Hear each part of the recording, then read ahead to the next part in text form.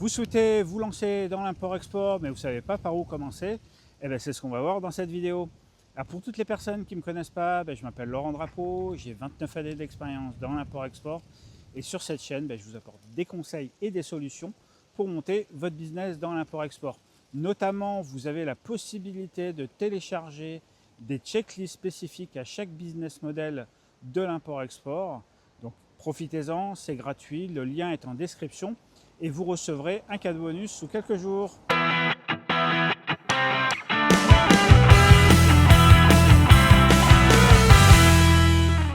Alors donc pour répondre à la question de cette vidéo, si vous souhaitez importer mais que vous ne savez pas par où commencer, alors commencez déjà par vous asseoir, prendre un café, prendre ce que vous voulez. Cette vidéo va être un petit peu longue, donc prenez aussi des notes. Mais en tout cas, sachez que je vais vous expliquer tout en détail. Alors la première des choses, je pense qu'il faut que vous appreniez à planifier votre projet. Donc à planifier votre projet dans le temps, ce que vous souhaitez, pour quelle date, etc. Alors ce qu'il faut faire, c'est généralement, vous prenez une feuille blanche, vous tracez un trait, vous mettez la date de fin, c'est ce qu'on appelle faire un rétro-planning. Donc imaginons que vous souhaitiez lancer votre produit pour le 31 décembre, vous mettez la date butoir au 31 décembre et après vous revenez tout en arrière. Donc planifier votre projet avec un planning ou un rétro-planning, c'est quelque chose qui va vous permettre d'être très efficace pour pouvoir aller à l'essentiel, pour pouvoir lancer votre projet. La deuxième chose, c'est de vous former aux incoterms et vous former à la logistique, au contrôle qualité et au sourcing. Alors c'est comme ça, hein, c'est le métier de l'import-export qui l'impose. Vous allez me dire, je prêche pour ma paroisse, mais très honnêtement, quand je vois certaines personnes qui me contactent et vu comment ça s'est déroulé pour eux, très honnêtement, je vous conseille vraiment de vous former, tout simplement pour avoir une vision qui soit claire de votre business. Ça va vous permettre aussi de savoir avec qui vous allez travailler, de pouvoir sélectionner les bons fournisseurs, de pouvoir faire vos calculs de coûts de revient correctement, d'avoir une logistique qui soit adaptée tout de suite. Ça va vous permettre de gagner beaucoup de temps et ça va vous permettre de gagner beaucoup d'argent. Surtout en économiser, parce que les erreurs dans notre métier, ça coûte très cher. Donc faites attention, prenez le temps de vous former. Je pense que c'est essentiel. Troisième chose, c'est de trouver une banque. Alors aujourd'hui, en 2025, les banques en ligne, ça fonctionne très bien. Pour tous les virements internationaux, vous avez la banque Wise, ça fonctionne extrêmement bien. Pour payer vos fournisseurs, notamment si vous faites du sourcing sur Alibaba, prenez la Alibaba Trade Insurance. Je vous conseille vraiment de travailler avec Alibaba. Franchement, il y a la Trade Insurance, c'est vraiment une sécurité qui est importante sur les premières opérations, le temps que vous puissiez commencer à générer du chiffre d'affaires et à mettre du cash de côté pour avoir en fait assez de trésorerie pour après partir sur des opérations plus lourdes, on va dire. La quatrième chose, c'est de trouver un comptable. Alors le comptable, souvent on se dit ouais, on n'en a pas besoin, etc. Alors pour démarrer peut-être, mais sur le long terme, oui. Donc ça, vous pouvez trouver un comptable près de chez vous. Je vous invite à sélectionner un comptable qui connaît les incoterms, qui connaît les achats internationaux, tout simplement parce que y a des opérations qui sont plus ou moins compliquées. Et donc notamment, il y a tous les achats hors CEE, etc. Donc si la personne, ou en tout cas si le comptable ne connaît pas, ça va pas être un élément en votre faveur. La cinquième chose, c'est de choisir votre statut ou votre juridiction. Alors sachez que souvent dans l'import-export, vous avez souvent une société en France et vous avez aussi une filiale ou entre guillemets un bureau de sourcing à Hong Kong ou en Chine. Alors moi très honnêtement je vous conseille Hong Kong parce que Hong Kong est une place réputée, c'est une grosse place financière internationale. C'est vraiment l'outil idéal pour pouvoir aussi facturer vos clients parce que certains clients quand ils ont plusieurs implantations au niveau international vous demande de facturer directement les filiales et le fait de les facturer directement via votre société à Hong Kong, ça vous permet de faire des grosses économies en termes d'impôts. La sixième chose, si vous travaillez en France, c'est de protéger votre business avec une responsabilité civile professionnelle. Alors ça, je ne vais pas m'étendre dessus. C'est le minimum qu'on puisse avoir pour protéger un minimum son business. Alors le septième point, c'est de choisir votre produit, votre niche ou votre business model. Alors vous savez que dans l'import-export, vous avez 3 grands business models. Le premier, le plus connu, c'est l'achat-revente, c'est-à-dire que vous allez acheter 10 000 pièces, vous allez les mettre dans un conteneur et après vous allez les vendre. Vous avez le business de la vente et après l'achat. Donc c'est par exemple d'aller chercher des clients sur le produit qu'ils souhaitent et après d'aller faire le sourcing, d'aller trouver les usines, de suivre la production, de gérer le contrôle qualité et de gérer la logistique pour eux. Et donc ça c'est le modèle que moi je vous recommande parce que c'est le modèle qui représente le moins de risques. Et puis après vous avez le modèle du dropshipping qui a été décrié pendant des années, qui est d'ailleurs un business model qui fonctionne très bien. Si vous avez des gens qui sont tout simplement honnêtes, c'est un des meilleurs business models. Moi j'en ai fait au tout début de ma carrière et franchement c'est un des business models les plus intéressants. Mais bon après ça a tellement une mauvaise image que c'est vrai qu'aujourd'hui les gens laissent tomber le dropshipping et je trouve que c'est un petit peu dommage. La huitième chose, c'est de choisir votre packaging. Alors le packaging, c'est quelque chose d'essentiel, notamment si vous vendez vos produits en supermarché ou ailleurs. C'est ce qui fait vendre le produit. C'est ce qui va permettre aussi à vos clients de vous identifier facilement. Donc un beau packaging bien travaillé, c'est toujours beaucoup plus vendeur. Et c'est pour ça que dans les grandes entreprises, vous avez des bureaux spécifiquement dédiés au packaging des produits. La neuvième chose, c'est de demander des échantillons pré-production. Donc si vous devez faire fabriquer, demandez toujours des échantillons avant. Ça va vous permettre aussi de prévalider la qualité des matières premières, etc. Des échantillons, c'est toujours quelque chose sur lequel on hésite. On se dit, ouais, bon, ça va encore me coûter des frais de transport, etc. Sur les photos, on voit bien que c'est bon. Très simplement, je vous donne juste un exemple. Allez acheter un produit sur photo sur AliExpress et dites-vous, est-ce que, par rapport à ce que j'ai déjà vécu sur les achats que j'ai faits, est-ce que je vais prendre le risque de ne pas valider la qualité du produit? Je pense pas. Alors, la dixième chose, c'est de vous protéger des contrefaçons. Alors, surtout, faites très attention à ça. Les contrefaçons, c'est probablement un des plus gros fléaux pour nous, importateurs. Souvent, c'est des petits détails qui apparaissent sur le produit qui peuvent passer pour des produits contrefaits. Alors, je ne vous parle pas des copies. Ça, c'est un autre débat où les gens, en fait, copient de manière, on va dire, grossière les produits de certaines marques. Donc faites très attention surtout à vous protéger de ça parce que là vous perdez tout. Donc si vous voulez lancer des produits de marque, je vous donne une procédure qui est très simple à suivre. La première, c'est de contacter la marque, de demander une licence, s'il y a une licence qui est disponible dans le pays dans lequel vous souhaitez distribuer les produits. Une fois que vous avez l'accord de distribution, la douane en Chine vous demandera systématiquement, si c'est un produit de la marque, de tout simplement avoir l'autorisation d'importation de la marque. C'est-à-dire que vous devez remplir un document que vous faites signer par la marque avec le bon de commande qui est rattaché et ça vous le transmettez à votre transitaire en Chine.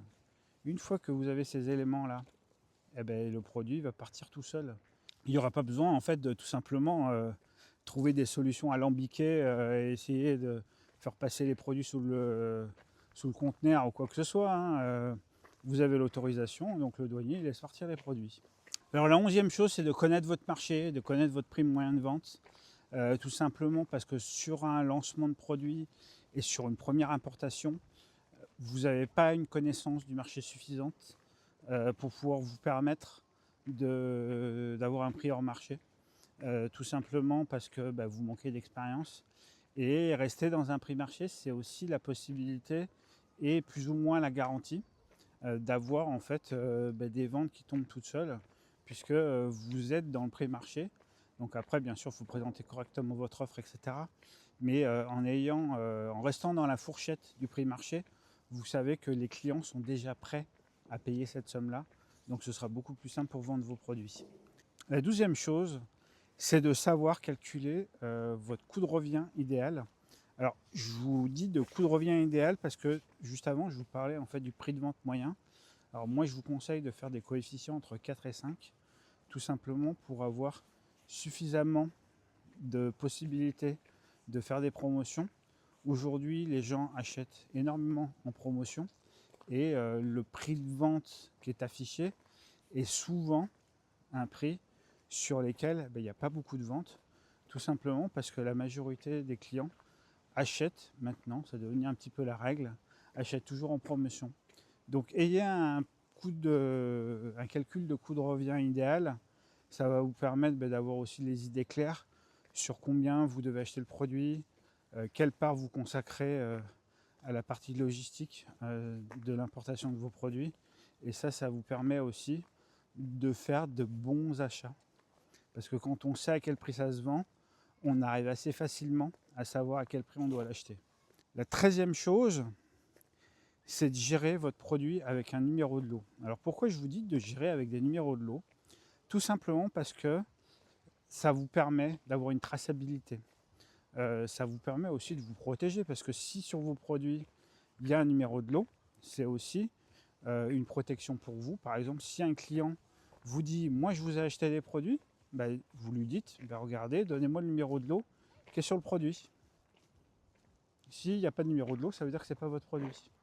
C'est aussi une protection si vous avez un produit sur lequel vous êtes dans un marché extrêmement concurrentiel, ça vous évitera aussi d'avoir des clients qui vous font des réclamations alors que ce n'est pas vous qui les avez vendus.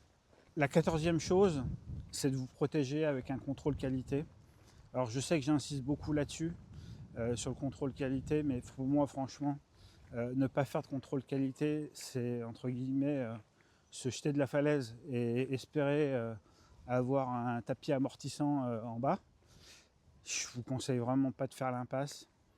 Il y a trop de gens qui ont eu trop de surprises. Alors je sais que ça a un coût, mais honnêtement, protégez-vous avec un contrôle qualité. C'est protéger aussi votre entreprise, c'est aussi protéger l'investissement que vous faites et c'est aussi protéger tout le temps que vous allez y passer. La 15e chose, c'est de rédiger votre cahier des charges pour votre produit et pour votre logistique, tout simplement parce que je vous l'ai déjà dit plusieurs fois dans toutes les vidéos que je vous partage sur cette chaîne YouTube. Un cahier des charges, ça prend un petit peu de temps à remplir, mais au moins on a les idées claires sur ce qu'on souhaite. Et au moins, quand on reçoit des offres, on peut comparer des carottes avec des carottes, des choux avec des choux, et pas comparer ce qui n'est pas comparable. Donc remplissez un cahier des charges, ça va vous prendre un petit peu de temps au début, mais en tout cas ça va vous permettre de vous aider à y voir clair dans votre demande ou à y voir clair en fait dans la demande de votre client. Et une fois qu'on sait exactement ce qu'on souhaite, c'est beaucoup plus facile pour obtenir ce qu'on veut. La 16e chose, c'est d'optimiser vos coûts logistiques. Alors souvent, en fait, quand on débute, on n'y connaît pas grand-chose à la logistique. Et du coup, on prend la logistique du fournisseur.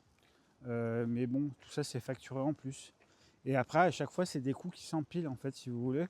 Et du coup, on arrive à un coût de revient qui ne permet plus de rester concurrentiel sur son marché. Donc, optimisez vos coûts logistiques, demandez plusieurs devis, et vous verrez que vous arriverez sûrement à obtenir le prix juste pour importer vos produits. La 17e chose, bien sûr, c'est de trouver votre fournisseur. Alors bien sûr, la partie essentielle, c'est de faire un cahier des charges et de lancer un sourcing. Prenez le temps de sélectionner votre fournisseur. Prenez le temps de demander des échantillons. Je crois que je vais vous en parler un peu plus tard aussi dans la vidéo. Mais en tout cas, trouvez votre fournisseur et lancez un sourcing professionnel. 18e chose, rédigez votre demande de prix. Alors ça, c'est dans la partie sourcing. Si vous voulez, les gens, ils achètent les gens. Et quand vous avez un fournisseur à qui vous expliquez qui vous êtes, ce que vous souhaitez faire, alors je sais que c'est du blabla, etc. Mais c'est important de le faire. Il voit bien en fait ce que vous souhaitez faire, il voit bien vos objectifs, il voit bien en fait que vous n'avez pas entre guillemets bâclé votre demande de prix. Et ça c'est quelque chose qui marque parce que au moins ils savent que vous avez fait l'effort de prendre le temps de rédiger quelque chose et que vous n'êtes pas là juste entre guillemets en touriste. Et ça, je pense que ça compte. Quoi, moi, je sais que ça compte pour moi. Si quelqu'un me demande un prix juste avec une quantité et un type de produit, pour moi, ça va être très compliqué de travailler. Donc, à partir du moment où les gens ne font pas l'effort de se présenter, etc., je dirais que déjà, on part sur un mauvais point. La 19e chose, c'est de négocier vos conditions d'achat. Alors surtout, je vous le dirai probablement plus tard dans la vidéo, n'achetez jamais Xworks. Ça, c'est une règle d'or, jamais Xworks. Et négociez vos conditions d'achat pour pouvoir maximiser vos marges. Faites en sorte de pouvoir faire des promotions sur vos produits, suivant le type de business model que vous avez choisi, bien sûr. Hein. Mais en tout cas, négociez au maximum vos conditions d'achat pour justement optimiser vos marges et pouvoir faire gonfler votre trésorerie le plus rapidement possible. La 20e chose, c'est de formaliser votre commande au travers d'un bon de commande. Alors souvent, le fournisseur va vous envoyer ce qu'on appelle une proforma ou une facture proforma. Donc c'est en fait un document qui reprend l'ensemble de toute la négociation que vous avez eue avec lui. La quantité, le prix, la qualité, la date de livraison ou en tout cas la date de fin de production. Donc tout ça, c'est des éléments qui sont dans la proforma. Bon, bien sûr, il y a le nom du fournisseur, votre nom, les conditions de règlement, etc. Mais en tout cas, voilà, il faut formaliser les choses et vous avez juste à signer, à tamponner pour pouvoir tout simplement que votre fournisseur lance la production. La 21e chose, c'est de payer votre fournisseur. Alors attention, sur les paiements, 30% d'acompte, pas plus. 70% à la remise du contrôle qualité et pas avant. Et tant que le contrôle qualité n'est pas conforme, vous ne faites pas de paiement des 70%. C'est important parce qu'une fois que vous avez payé, vous ne pourrez plus jamais rien obtenir. La 22e chose, c'est de planifier en fait votre production et de la suivre. Alors souvent, en fait, vous pouvez demander à votre fournisseur quel est le planning de production pour vous pouvoir la suivre étape par étape. Alors souvent, en fait, si c'est des productions courtes, par exemple 1 ou 2 jours, vous aurez du mal en fait à obtenir un planning. Par contre, si vous avez pas mal d'éléments à assembler, etc., ça peut permettre d'avoir en fait une vision claire. Moi, à chaque fois, je le demande, tout simplement, pour savoir où ça en est. Comment, en fait, moi, après, je fais mon suivi. Sur les éléments les plus importants, je fais des demandes. Soit je les appelle, soit je leur envoie des mails, soit j'envoie des WhatsApp ou des WeChat. Et puis eux, ils me répondent en fonction de tout ça. Alors, le 23e point, c'est de trouver et de choisir votre société de contrôle qualité. Alors, faites pas l'impasse sur le contrôle qualité, je vous l'ai déjà dit. Vous avez des sociétés de contrôle qualité qui sont réputées au niveau international. Elles sont un peu plus chères que les autres, mais suivant le type de contrôle qualité que vous souhaitez faire, souvent faire appel à une société qui a une renommée internationale, c'est aussi la garantie d'être protégé contre des productions qui ne sont pas faites comme elles devraient l'être. Donc protégez-vous avec ça. Le 24e point, c'est de rédiger votre checklist. Donc ça, c'est la liste des points de contrôle que vous souhaitez que la société de contrôle qualité vérifie. Alors faites en sorte de rédiger cette checklist comme si c'est vous qui alliez contrôler la marchandise. Ça va vous permettre tout simplement de vraiment lister dans le détail tout ce que vous souhaitez vérifier. Alors bien entendu, plus il y a de points, plus ça coûte cher. Et puis il faut des hommes. Sachez qu'une bonne checklist, normalement, une fois que vous l'avez rédigé, il n'y a plus aucun doute. S'il est OK, c'est que tout est correct. par rapport à ce que vous aviez négocié. Alors le 25e point, c'est de trouver votre transitaire. Alors suivant ce que vous importez, trouver un transitaire, c'est pas très compliqué. Sachez qu'il faut quand même que vous preniez le temps. C'est un des partenaires essentiels à votre business dans l'import-export. Suivant votre localisation, vous avez des transitaires qui sont proches de chez vous. Donc n'hésitez pas aussi à les rencontrer ou tout simplement à les appeler pour obtenir des offres de prix. Le 26e point, c'est de comprendre l'organisation du transport de votre produit. Comprendre le transport, je vous ai fait des vidéos sur cette chaîne YouTube où je vous explique tout en détail avec des checklists, etc. Donc vous avez juste à suivre ça et honnêtement, vos transports se passera très bien. Le 27e point, c'est de suivre votre transport et de vérifier les points clés. Donc ça, vous le faites au travers des checklists que j'ai pu mettre à votre disposition, où vous avez des vidéos complètes. Vous avez juste tout simplement à reprendre en fait toute la vidéo et puis à noter les points essentiels pour vous par rapport à votre business. Le 28e point, c'est de dédouaner les marchandises. Alors souvent, on se dit, ouais, je vais dédouaner moi-même, je vais me débrouiller. Alors sachez qu'en France, c'est interdit. L'État français a fait en sorte d'avoir, de verrouiller tout simplement la possibilité pour des opérateurs de dédouaner leurs marchandises eux-mêmes. Donc vous êtes obligé en fait de passer par un transitaire ou par un commissionnaire en douane, dont c'est le métier.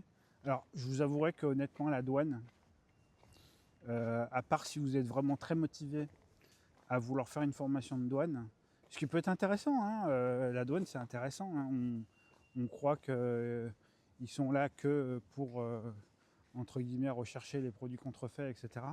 Mais il y a beaucoup de métiers dans la douane et c'est extrêmement intéressant. Donc voilà, dédouanez votre marchandise avec un transitaire.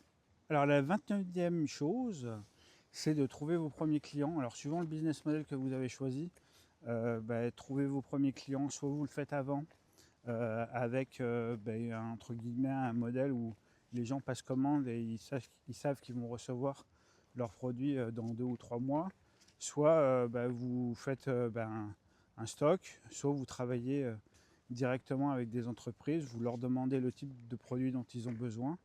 Après c'est de la prospection commerciale. Prenez le temps de faire des bonnes prospections, d'avoir un argumentaire qui soit percutant notamment quand vous faites vos appels de prospection, un argumentaire qui va droit au but pour pouvoir identifier rapidement les clients avec lesquels vous allez travailler. Et enfin, le 30e point, c'est de rédiger votre devis et obtenir votre première commande. Voilà, donc en gros, en 30 étapes, vous aurez bouclé votre projet dans l'import-export. Alors je sais, il y a beaucoup de choses, ça demande beaucoup d'investissement, ça demande beaucoup de temps. Et effectivement, des fois, vous pouvez avoir l'impression que c'est impossible.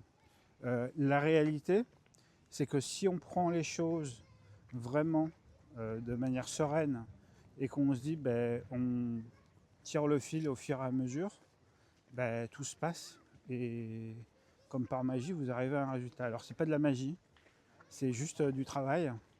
Et tout ça, en fait, je vous l'ai mis dans le programme 90 jours pour réussir dans l'import-export. C'est aussi la possibilité de suivre un programme en vidéo, mais surtout d'avoir un accompagnement tout au long de votre projet.